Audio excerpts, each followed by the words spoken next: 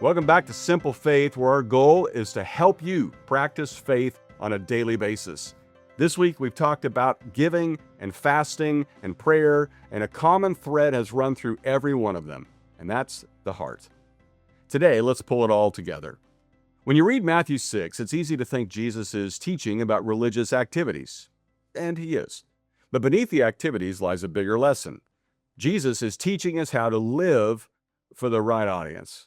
Jesus isn't really about money. Prayer isn't really about words. Fasting isn't really about food.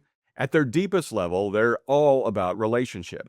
Jesus is asking, do you want God's approval more than people's approval? Do you desire God's presence more than public recognition? Do you seek intimacy with God more than admiration from others? Because those two pursuits often move in opposite directions. One builds an image, the other builds a soul. The Pharisees had mastered image management. Jesus wanted heart transformation, and the difference is enormous. Imagine management asks, how do I appear? And heart transformation asks, who am I becoming? Image management focuses on what others see. Heart transformation focuses on what God sees. That's why Jesus repeatedly says, your Father who sees in secret. What a beautiful phrase. Your Father sees. He sees the prayers nobody hears, the gifts that nobody knows about, the sacrifices nobody recognizes, the tears nobody notices, the obedience nobody applauds. Nothing done for God is ever wasted. Nothing offered in love is ever overlooked. Nothing surrendered in faith is ever unseen.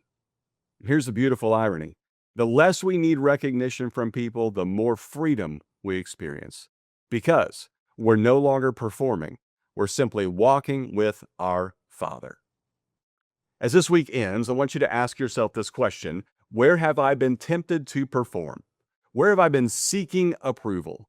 Where is God inviting me into a deeper, quieter relationship with Him?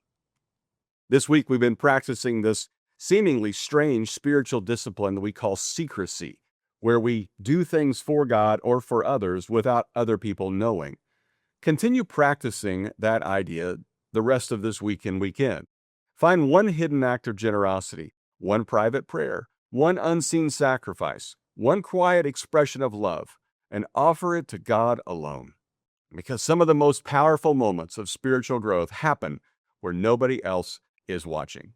Well, thanks for joining us today on Simple Faith. If you missed any of our episodes this week, go back and catch up. After all, they are short. Next week, we'll continue exploring the teachings of Jesus and discover that faith was never meant to be a performance. It was always meant to be a relationship. Until next time, keep following Jesus one simple step at a time.